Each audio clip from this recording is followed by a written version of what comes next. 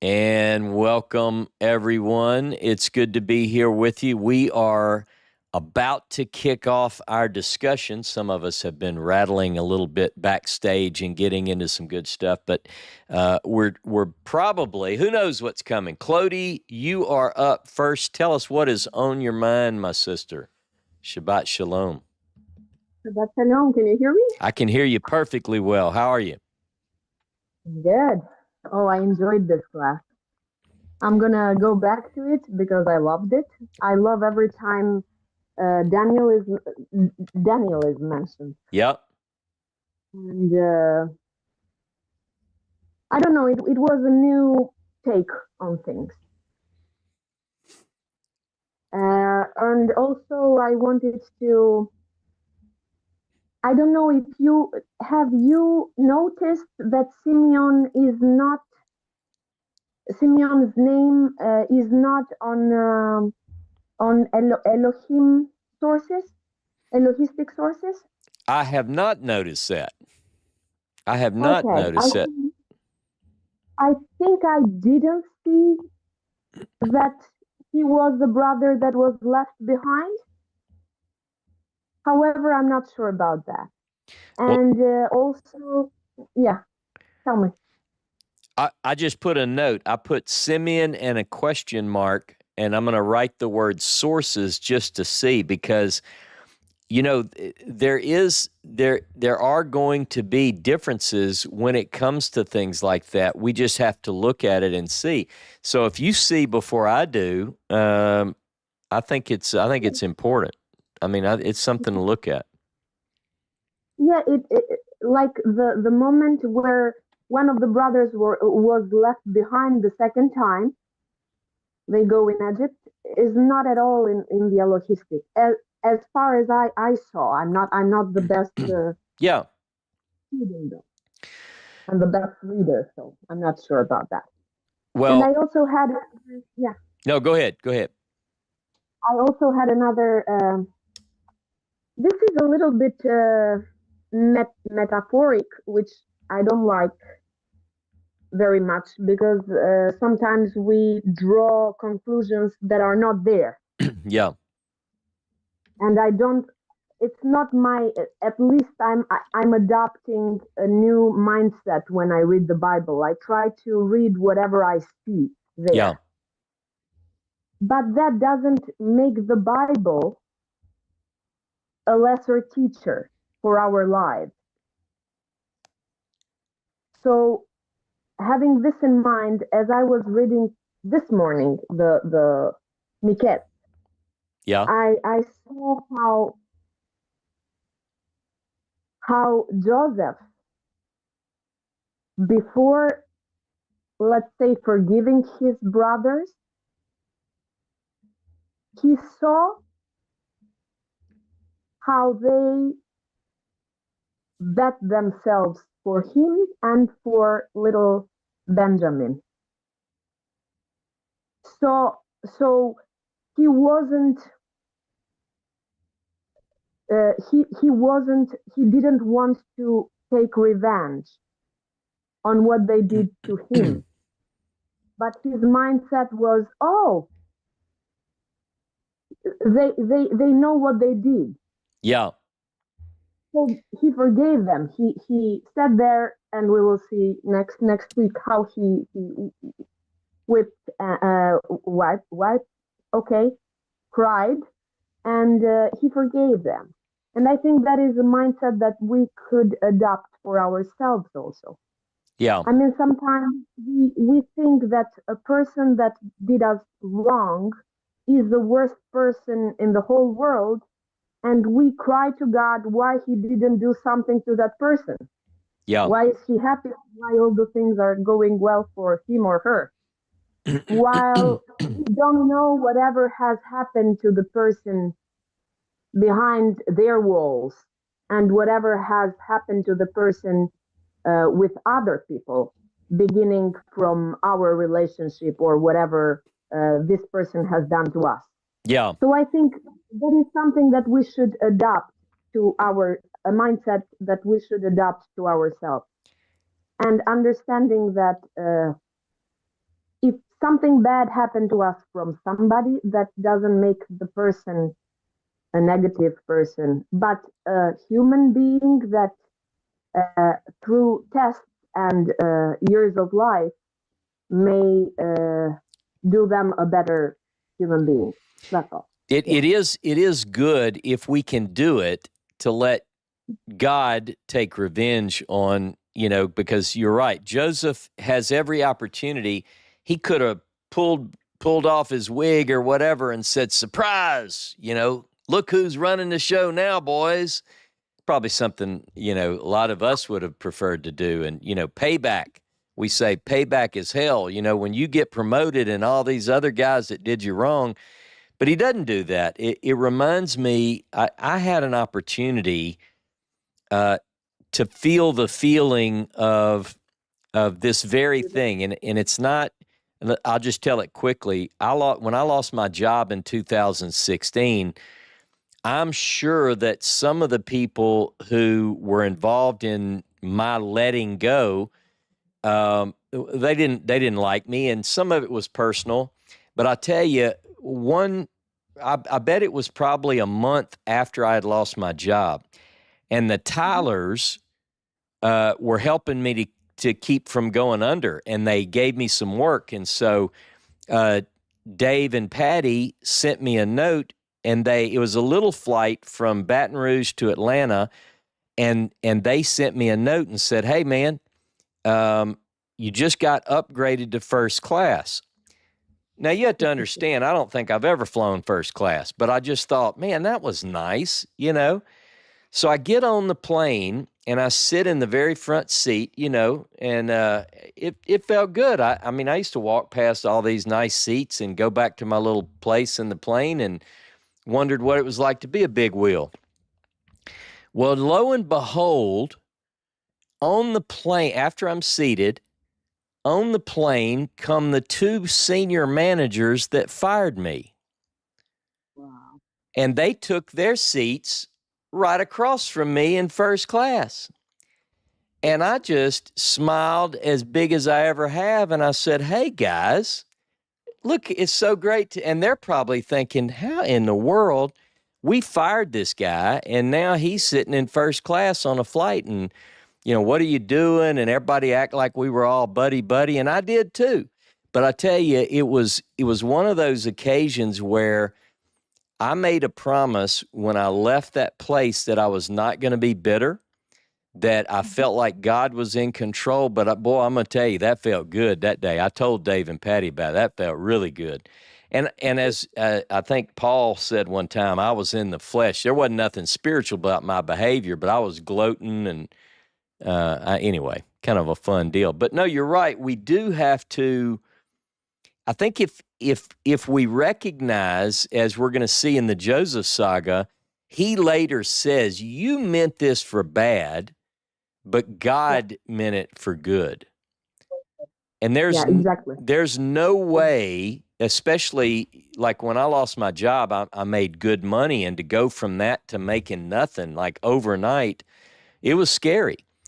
But I had to believe that somehow God was going to turn that around, and God has turned that around. So all praise to God, right? Hallelujah. What other good thoughts do you have for us, Clody? So yeah, I just wanted to make the last for this. Yep. We say that the worst thing to say to a person is, "I leave God to you," which means I'm leaving you on the hands of God. Oh, yeah. And to say that is a kind of a curse in Albania. Yeah. But if you try to reason with the other person, it means that you are trying to fix things. Yeah. Yeah, I was thinking that the bad in the world is something like a cancer, and if we isolate this little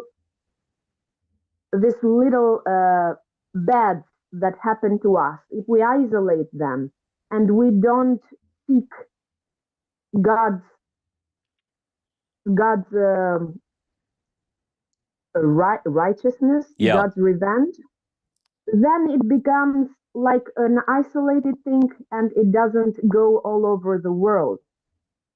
And I think that is why we see at times in the Bible, it's a little bit complicated, my thought on this, but I think that we see many times in the Bible that God says, don't make, uh, so your bad deeds make people cry to me. And I think that is what I drew out of Yeah. Mikhail. Yeah. It's better to keep it in ourselves if things are isolated. But if these people continue on their bad side, then of course, for certain, the cries will go to God, and God will put Yeah. them in place. Yeah, and I'm like you. I don't want bad feelings with anyone really. I mean, if there is a difficult situation, I usually do try to reach out to a person, and if they insist on they think I've wronged them or whatever, and they won't allow this coming back together, I don't really do. I would never, turn somebody over and, basically say, well, what here, let me just tell you what I do. I usually say, well, go forward in blessing, may you be blessed. And I mean that. It is a scary thing to say, as you put it, I'm going to turn you over to God. I think in my maddest before, I have made statements like, well, we'll just let God judge this. And Yeah. and but when I get to that, I mean, I'm serious. I want God to step in and resolve the matter between two parties. But generally, if there's a disagreement, I will tend to try to side on, we say take the high road, especially if I don't know what I've done or, because I get uh, in the job that I have, I get people say thank you, I enjoyed it, but I also get some mail that says you did me bad or you did me wrong, and you get both, I guess. But I try to always just say, I don't want anybody to leave. I don't want any hard feelings, but let's work it out if we can. So Yeah, good stuff. this was it. Anything Thank else you. right now, Clody? No, I'm just gonna have to go for the second time on this class. I loved it. Thank Oh, you. well, good. Well, let me say one other thing. You mentioned on the sources. Mhm. You'll see Holly Devine is with us today, and she's always with us in the group. But she's putting together a document, and she sent me the draft the other day. And what she did, I don't mean, I'm not trying to embarrass her. It was good work, but she took in Genesis and just listed, like, you have four columns, JEPD, and she just wrote down, here's Genesis 1 through 2 3 would go in the P column, and then so it kind of helps you to see the whole thing spread out on a sheet like that. So as we get closer, I want to look at it, not because I'm checking her work, because it looked great just from my initial look, but just from a sense of, what's the best way to share that. And if she's okay with it, we might can share it, wherever, so other people can look at it. Again, documentary hypothesis is a hypothesis. Yep. I've read plenty on that, but I've also looked into supplementary hypothesis. There are other theories that aren't called hypothesis at all. What I'm really interested in is getting back to the ancient sources and identifying, apart from any theory, when we have doublets or triplets, or we have a certain form of a story that might not agree in all its places. So anyway, Mhm. good stuff. But we'll hopefully we'll put that out pretty soon. Amen. All right, Elisheva, Shabbat Shalom, sister. How are you? Am I there? You are Am I? here. I Yep. am. Hey, hey. Shabbat Shalom and Happy Hanukkah. Yeah, I happy Hanukkah.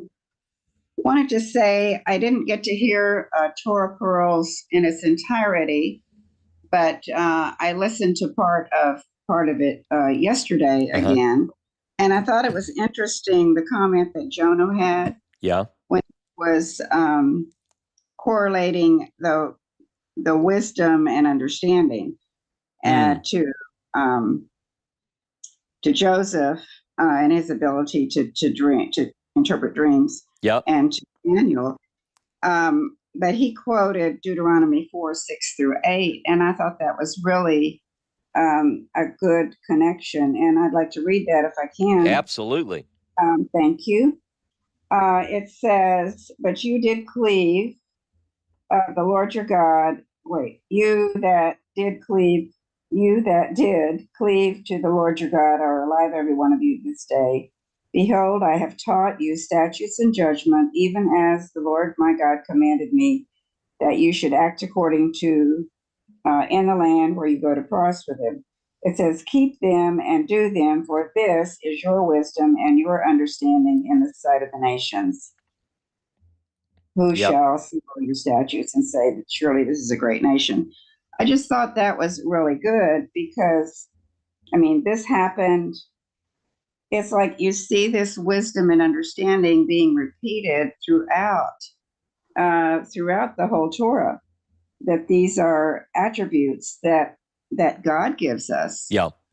But we also have to be open and not let ourselves get in the way. Yeah. And I was thinking of the whole Joseph saga, like an overview. And I'm thinking, okay, everything is written for our learning to help us to grow. And so I'm thinking, so what can we learn from the whole Joseph story? And if you take it from beginning to end, in the beginning, Joseph is bad mouthing his brothers. Mm-hmm. And that's kind of what gets him in trouble. Yeah. So we are not to badmouth, or in Hebrew to do lashon hara, say evil things. He brought a bad report. We don't know what it is, but apparently, the brothers heard about it and didn't like it. The second thing is that Jacob, in giving the special coat, whether it was a coat of many colors or whatever, on sleeves, it was showing favoritism. And parents may love one child more than the other. The Torah doesn't say we can't do that, but we shouldn't show favoritism openly in our deeds. And because what happened is the result of the brothers, they were hurt because they felt like, oh, daddy doesn't love us as much as he loves, little brother, and look at him. And so they were angry. Yeah. And it says that they couldn't even talk peaceably with him. Well, they shut themselves up from him because they were so hurt. And then in the next story part, which we did today, is I think we need to think about what we do before we do it. And like Joseph, he, I guess, was so excited about his dreams that he just spilled them out. And perhaps, what would have happened if he had thought about it? Yeah. Do I really want to, say this all in public? Maybe I should just tell daddy and see what he thinks. Mm-hmm. But no, he spilled it out and just told them his dreams. And so in addition to bad mouthing them, he was setting himself above and apart as though he were better than they were. Yeah. And of course, that also led to his brothers being even more infuriated with him, enough to kill him. Now, I don't know if this is truly the case or not, but I've read that often in these particular times, that if one in a family, say if one brother wants to become a ruler, then the other brothers are fearful that he is going to kill them, because that did happen in the Torah and in other places in history. And so they were afraid. Yeah. And when Joseph told Jacob, Jacob did reprimand him, but it says he guarded them. He guarded this in his heart. So perhaps he really did believe it. I mean, we don't know that. Mm-hmm.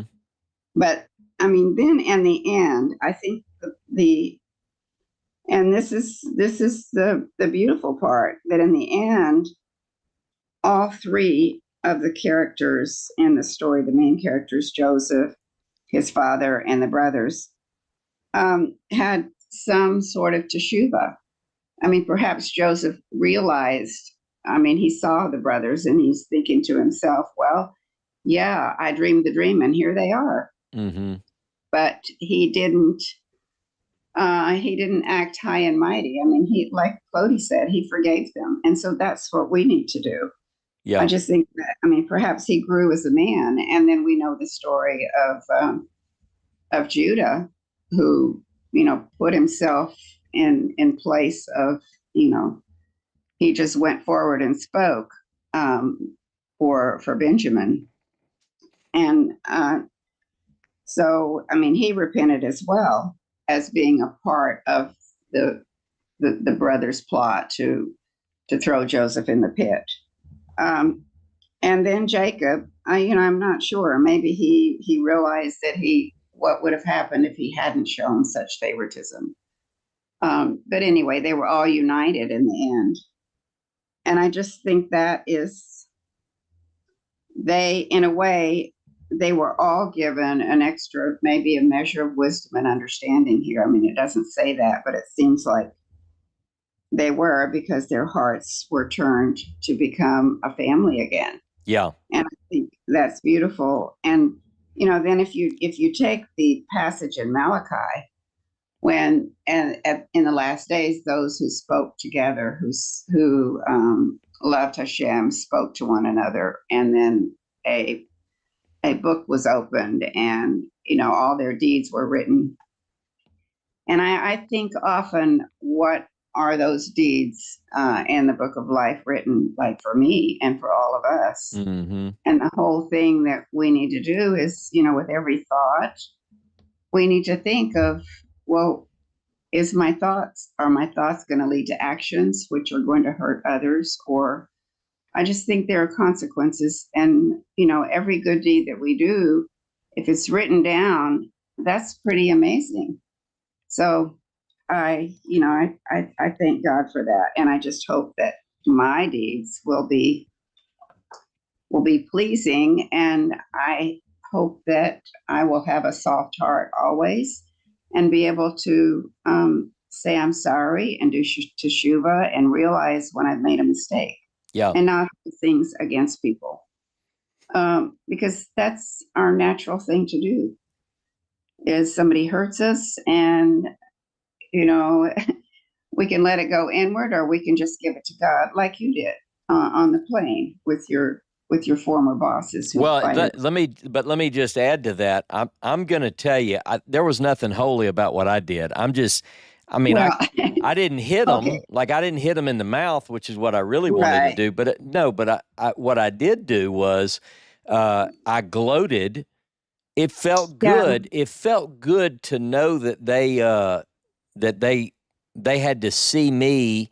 If they wanted to see me in a bad place, they didn't, and that just felt good. So I really didn't have any bad feelings toward them. I was just joking. I don't want to take away your but your humanity, but you could have. Yeah, you could have really laid into them, and you didn't. And so you did show some restraint, even though inside you were gloating.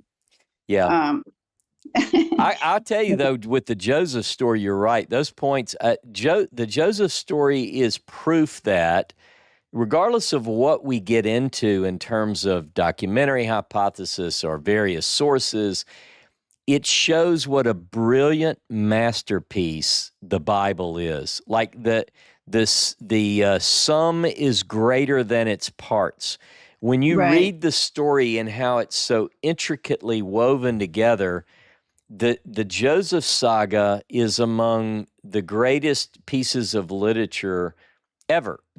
And for some of the reasons you just stated, it has so many lessons. It has it's so gripping. Not everyone here has children, but some of us do. Some of us, all of us are at least children, whether we have children or not. And so we know what it's like to see these family stressful things, and to read them in a story form, it's quite moving, because you can relate. Yes. Like I've said several times, when you read the story about Joseph getting the nice coat and Daddy sends him out to see the brothers, you're like, oh man, this is not. They're gonna tie him up with that coat. It's gonna be bad. Right. Right. I meant to add that too, because I'm wondering, when the brothers come back with the bloody coat and it says, that he's torn, he can't be comforted, Jacob. I'm wondering if he's thinking, oh my gosh, I wonder if I hadn't given him that coat, Yeah, would they have been so jealous? right. So maybe he's partially not only grieving what he thought was the death of his son, but the fact that he could have maybe prevented it had Yeah. he not done what he did. Yeah, So, and you have to ask the questions too when you read these stories. I mean, as a father, I want to think that Jacob, when they said it, let's say I'm Jacob, and one of the boys said, "Hey, is this so and so's jacket that you gave him?" I'd say, "Now that says jacket. What'd you do? I mean, I think I would be on top of the game here. Maybe not, but it's just when you read the story, the writer wants you to get involved and think, well, what would I do? How would that? Because it's right, such a good story. right. And when we lie or do something untoward towards another person, what do we want to do? We want to cover it up. Yeah. And I mean, this story is the whole saga is just amazing. It's one of my very favorites, Oh, and yeah. in all of the Torah and Tanakh. It is But certainly. the only other thing is relating to Hanukkah, which I know some of you may celebrate, some of you may not. I do, and I have for years. And I'm not going to go into it, but the very first Hanukkah that Roger and I celebrated, I mentioned it on the Sabbath thing last night, is that God did answer a prayer that we prayed for the healing of one of our daughters. Uh-huh. Truly, truly amazing. But the other thing is the first candle that we light is called the shamash, and that's the servant candle, and it lights all the rest. And I'm thinking to myself, well, that in itself is even a lesson that we are all to be servants and not try to be higher and mightier than the next person, but to Yeah. see how we can serve and how we can light up the light of other people that are sad or depressed or just need some encouragement or some hope or whatever, instead of putting them down and being angry. Yeah. Anyway, that's my 2 cents. Good stuff. Good Thank stuff. you. All right. Thanks. Well, hang around, Betty. Might be some more stuff you want to jump in on in a little bit. We'll be here.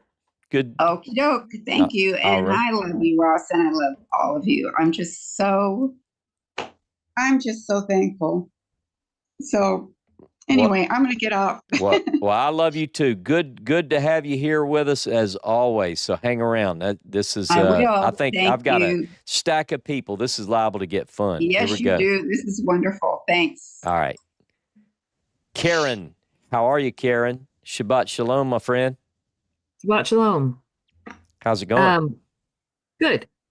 So, I remember when I hear the story of Joseph, and I'm always thinking, how is it they're remembering a dream that some kid had thousands of years ago? It has a hard time making sense in my modern brain. Mm-hmm. But then a few years ago, I watched a documentary on the Lykov family. Have you ever heard of the Lykov family? They're a family of old believers that fled Russia into the taiga, which is a Siberian forest, back in the late 30s. Yeah.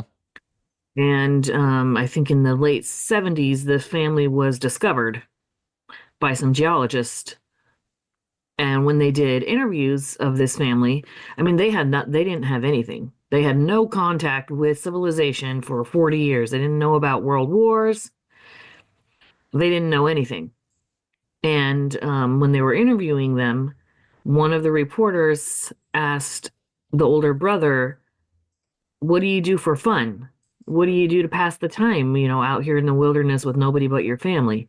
And he said that what they did for fun and their favorite thing to do was sit around the fire and discuss the dreams that they had had the night before.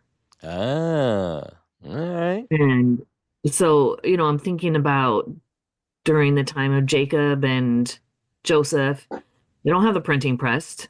Very Yeah, few people are literate. They're not watching TV. They don't have that buzz, that busy brain that we have today. And so they put, they're going to put more importance on these things. And who doesn't love to hear a story? yeah. Dreams are a story. And generally, if it's a dream, it's an original story. Mm-hmm. And, in most culture and in most tribes and families, there's usually one person that's designated as the dream interpreter or the shaman, if you will, Yep. or the priest or the priestess, and they're the person whose job it is to record and interpret this kind of stuff. Yeah. It's very common in every culture, from Mm-hmm. Mesopotamia all the way to the Americas, to have this kind of person who it's their job.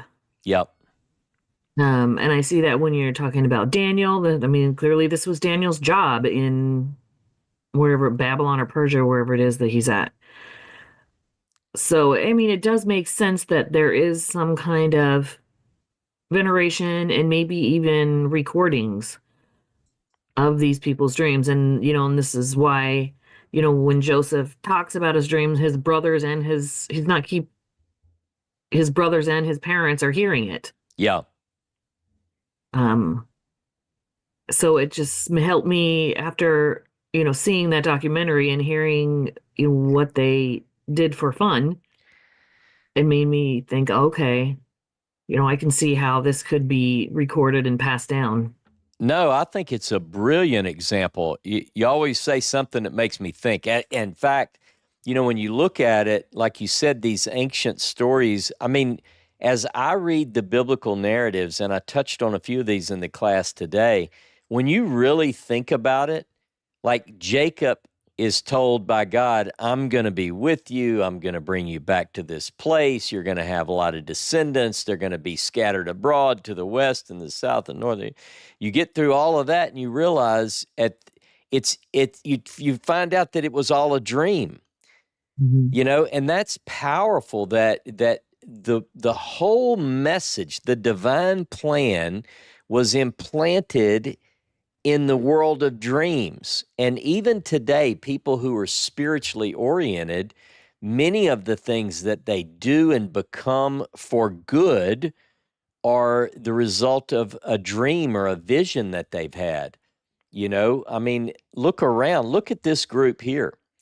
If you think about how many of us, and I know that we could get into this, how many of us would say, yeah, I mean, I had this vision of this, or I had this dream, or God spoke to me. Now, a lot of us, as we begin to investigate the Bible, I think some of us wrongly get so critical and historical that we lose that element. I never want to lose that. I think we have to remain on the spiritual quest. That has to be the focus. Otherwise, it's not gonna take us where you've lost your first love. I'm gonna say if we lose that Yeah, element. definitely. You can be historical, you can be critical, you can think of, is this J, is this E? Who cares? You, when I walked in this morning and Seth and I had our first discussion, he mentioned a dream.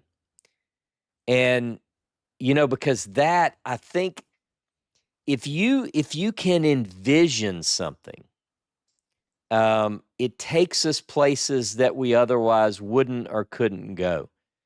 I mean, I'll let other people talk on that, but I think it's real important.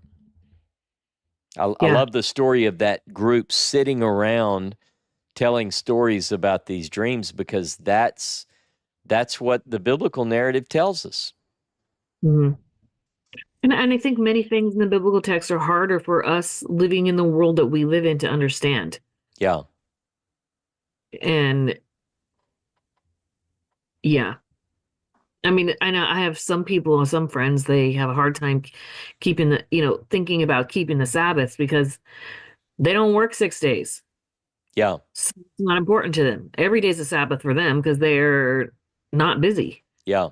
But if you're working hard 6 days, then by that seventh day, you're wore out and you need a break. That's right. It's time But for if a you're Sabbath. sitting on your butt for 5 of them and you're working 1 or 2 days, it just, like, why would I need to rest another day? I'm not really and that's a big argument some people have. Yeah. So I Hmm. have to remind myself that the commandment or the matter says work 6 days, not just rest. Yeah. Yeah, that's right. Yeah, a lot of people say they like to take the seventh day as a Sabbath, but they don't like the other part of it, which is work Right. six. Yeah, Mhm. that's a good point. Good Anyhow, stuff. What I else, don't know. Karen? I think it would be fun sometime to have like a little Zoom chat where everyone takes some bizarre, like what they think is a significant dream to them, and people could, sit around the computer and discuss it Oh, yeah. just for fun. I'm not saying, anything coming out of it, but people, it is something people like to do for fun. No, I think that's an excellent idea. And I've told people, I've made it a point on different shows with Jono. I don't have dreams that I remember very often, but I have people around me in my immediate family who not only do they have dreams, but they also seem to have this same ability we read about in the text where they tend to have insight, and it's always done with humility, the ones that I know personally. And so I would it would be very interesting for people to get around, and if we treated it as such, because you're going to inevitably, when you open it up, you might have somebody that's maybe immature in the world of dreams, and they'll say, "Well, Karen, let me tell you what that means. You're going to have to do this, and." So you'd almost have to have a disclosure across the screen that said, "This is for informational, educational, entertainment purposes only. Right, right. Don't sell the farm because you dreamed of an ice cream And truck." I really think you are your own best dream interpreter. Yeah, I yeah, don't I don't put a lot of stock into someone who calls themselves a dream interpreter or someone who calls themselves a bishop or someone who calls themselves a prophet. If you have to call yourself that, yeah, I'll hard pass. yeah, But, if it's your friend, someone you're familiar with, someone who knows things about you that you also know, it makes it a little more of a friendly discussion, yeah. not necessarily you're going to someone to get your dream interpreted. Yeah. No, I think it's a great idea. And even if people just wanted to share some dreams that like they just want to share, "Hey, I had this cool dream, let me tell you about it." And it may not be that they're looking for an interpretation. They just, Mhm. like you said, it becomes a story. Can you imagine when Jacob had that encounter in the dream in Genesis 28? I'll give you another example. I always like this story in First Kings 3, where Solomon, it says the story where God says, "What would you that I give you?" As Mhm. king, and he says, I tell you what I'd really like is the wisdom to lead this people. I'm paraphrasing. Well, what's interesting is if you read through that story from beginning to end, we sometimes miss that whole thing is a dream. Yeah. And it's almost like I remember the first time I watched Wizard of Oz. I mean, I'm sure that everyone has seen that movie at some point in their life. And at the end of the movie, Dorothy, it turns out it's a dream, and you're like, what?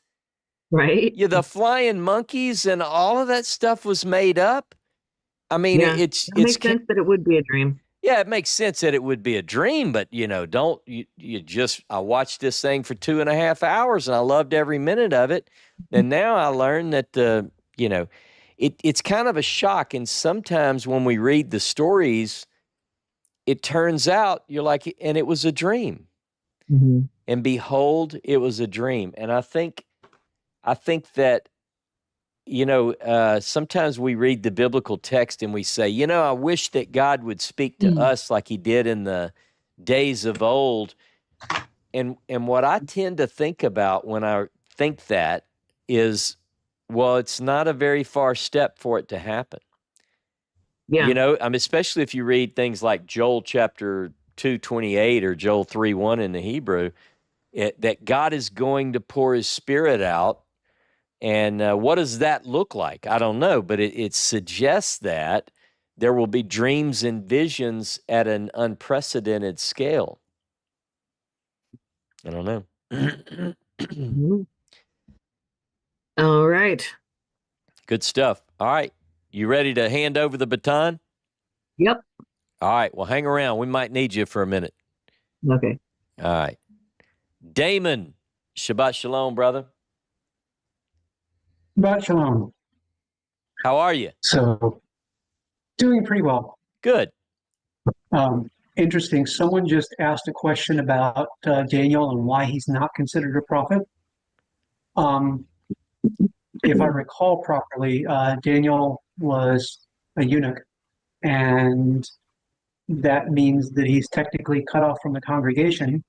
Literally and And figuratively, huh? yes, So so for is that that biblical, reason, by the way? Is that biblical? Just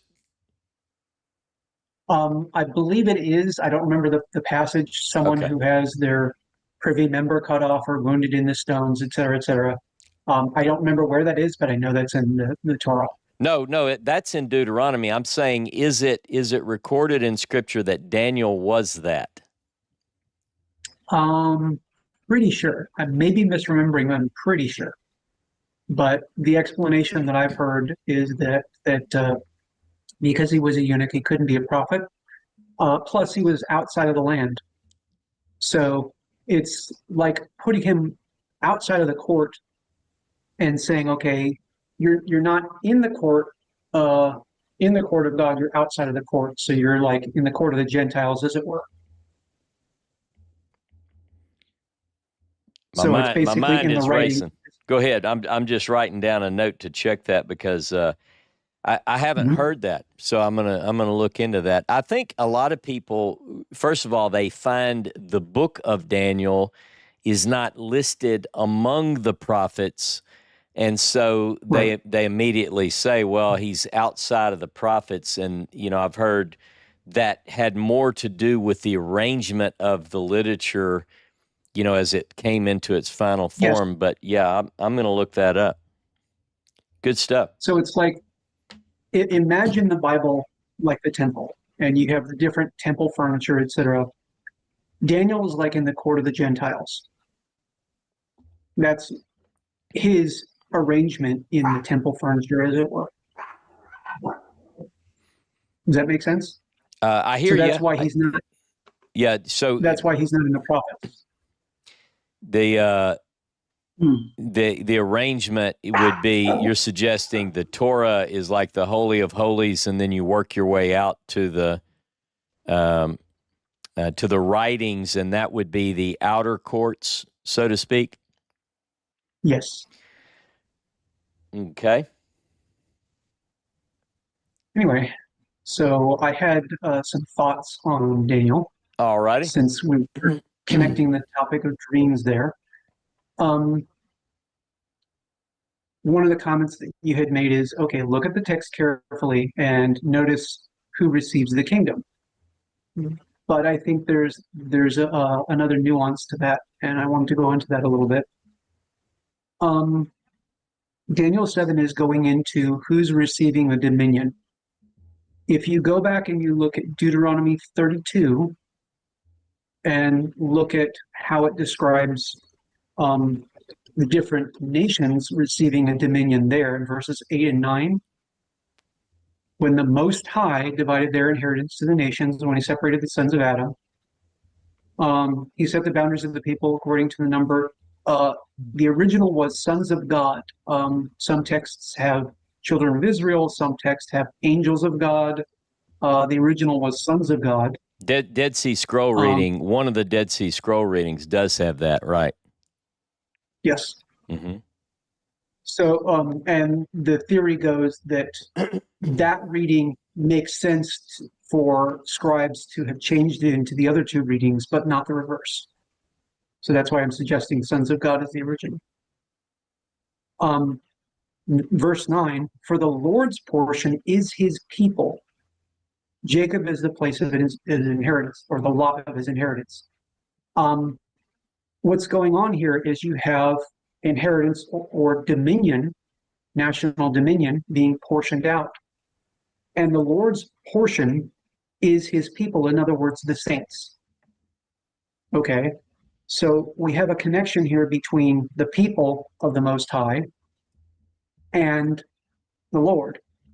I think the reason why you see in Daniel the Son of Man receiving the dominion and the saints of the Most High is because it's linking back to this section of Deuteronomy about dominion being portioned out. So, if you look back in Genesis 1, 26 through 28, we see the word dominion being used there. Adam and Eve are commanded to take dominion over the earth. So I think what we're seeing is a son of Adam, as it were, being given dominion. That's the Son of Man.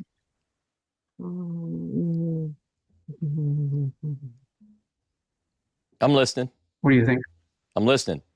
Well, Okay. Certainly we can make different connections on things like the dominion and the authority and so forth. What I think, just from a broad stand, my point in the class on Daniel 7 is that people, and we see this in Second Temple text primarily, by the time we get to the Second Temple, just about everybody is calling this a messianic vision.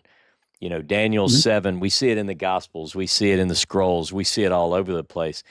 And just because we see it in those places does not mean, in my view, that that was the original intent of the author. In fact, that was the main point of the class, is that apart from any other connection anywhere, it's very clear that what God wants to Daniel, what the vision is in Daniel once it's interpreted for him, he clearly is not a coming messianic figure, but it's more accurately, it defines itself. It's self-interpreting, apart from any other thing. And so to that point, yes, I think that it is certainly the Bible's story from Genesis all the way through the prophets, that the story is, hey, guess what? God's people, the people of Israel, win, and they are exalted, and the world shuts their mouth at this. You know, that's kind of the idea I had.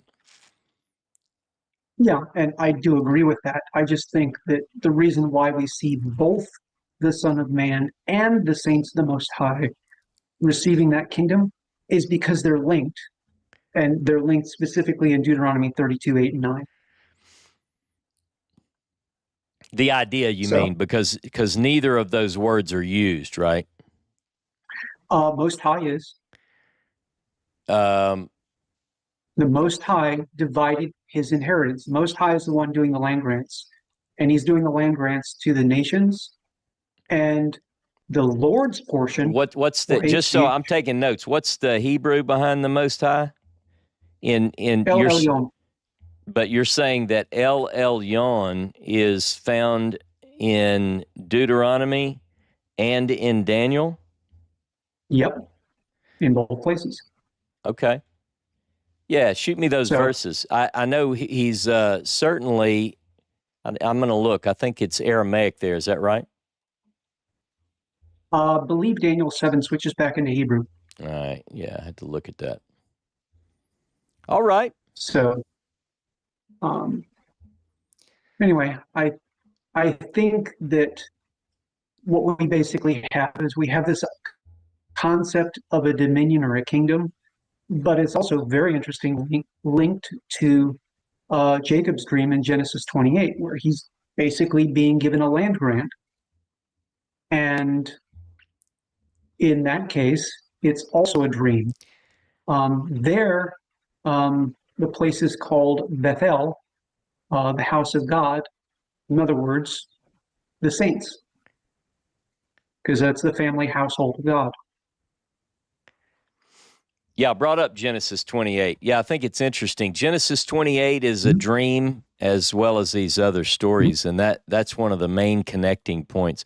But we do see, to your point, we do see that this dream is carried along throughout the biblical text until ultimately what we see in Psalm 126, sort of a post-exilic kind of look back. Mm-hmm. It's like, hey, when I see this, when we came back, we were like those who are living a dream, and the Zionists pick up on that. We see that quite a bit. It's a very interesting study. Follow it all the way through. So good stuff, And man. one last point. I think not only are we seeing a dream link there with Genesis 28, there's also the stone there that was cut out without hands that becomes a great mountain, fills the whole earth. I think that's the same stone. That's the link. So, All right. Certainly two stones.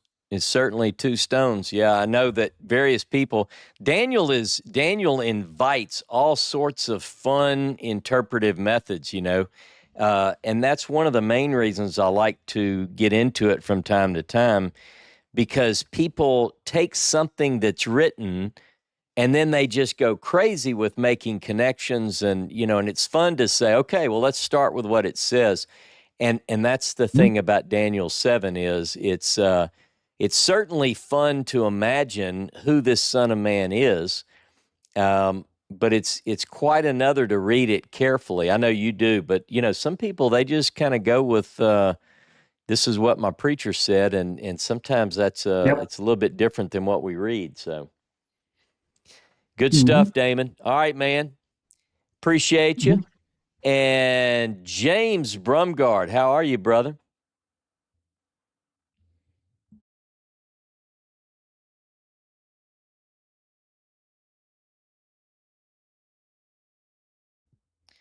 James, hang on one second, James.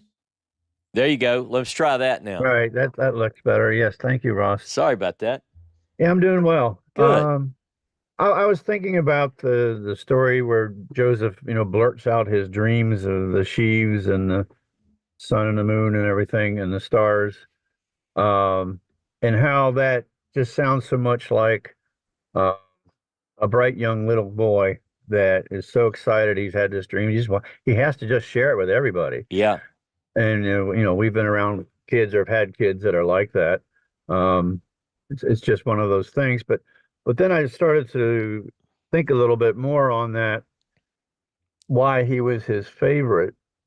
For one, he was his, like it said, he was the child of his older age. Yeah. And he was always special to Jacob, that is, Joseph was special, because if you look at the incident where he's divided his band of children and flocks into two groups, and you read through that, it mentions that, and Rachel and Joseph are in the most hindermost part. They were the ones he hoped that, and nobody else survived. At least they did. Right. And so there's that special relationship there. Yep. But I was just thinking about that bright kid, and the other thing I was thinking is, Jacob was attracted to Rachel when he helped roll away the stone from the well, when he first met Laban's flocks, and the young women or whatever that were tending the flocks. And you look at the story, it's like Rachel. He must have been a brightness about her that attracted him to her, as it is. So, mothers raise children, and some of that I guess perhaps brightness or the personality of his mother was imprinted on Joseph in some fashion. Very likely. So, so that's again, so Rachel was his favorite, turned out to be his favorite wife, though he really only wanted one wife initially. Her, Uh, yeah. so, so it's all there. That's, why else would he be special like that? Yeah. But the other thoughts that I've read some of the comments as the class has been going along, or the discussion after class here, and there's this thread of, well, what would have happened if Joseph didn't blurt out all that? Where would that fit into the plan that we saw how it worked out? Something else would have had to have happened to save Jacob and his progeny from the famine. Mm-hmm. So, yeah, Yeah, that brightness was certainly useful to the Pharaoh as well, because took that wisdom. The other thing I thought about the Joseph's dreams, the two with there is no additional interpretation. He learned that the understanding of dreams, that was more something he learned later when he was an older young man rather That's than right. a kid, because of the dreams of the butler and the cup. And to your point, I think as you get older, use the same example, how he was this young guy like we know from our parenting and I'm so on a forth. conference call. Yeah. But what we also find is that if someone is following God's way and they are getting visions or dreams, a more mature approach to that is not necessarily to share that with everyone, because some of this could be very personal. In fact, in the story of Joseph, it probably would have been better to be personal. However, without him sharing that and creating that hostility, would Right. they have ever done what they did? And that's to his point. You meant it for bad, but God took this whole thing. Somehow, some way, God would have put, if God needed Israel in Egypt, God would have put Israel in Egypt. But it just so happens that Joseph is the person, and we're going to see that the Midianites are part of that plan all along for both the in and the out. I think that's fascinating. Whatever that means, and for whatever reason, we'll have to look into that. Yep. That's all I had for now. Hey, good stuff. All right. Well, here's what I'm going to do. We're going to take a couple of minutes break. We're going to tell our YouTube audience goodbye. And here's the thing. If you're part of the Yachad, please join us in the Zoom call, because we're not near about done yet. We're going to go for a good while longer, as long as you want to talk within reason. So for those of you who are in YouTube land, Shabbat Shalom. Have a wonderful time. If you're part of the Yachad and you don't know how to get here, you got to figure that out. You can hit me up with an email, and maybe I can help you get in. If not today, certainly next week. So we're going to take a couple-minute break. See you Thursday if we don't see you before, and for sure next Saturday.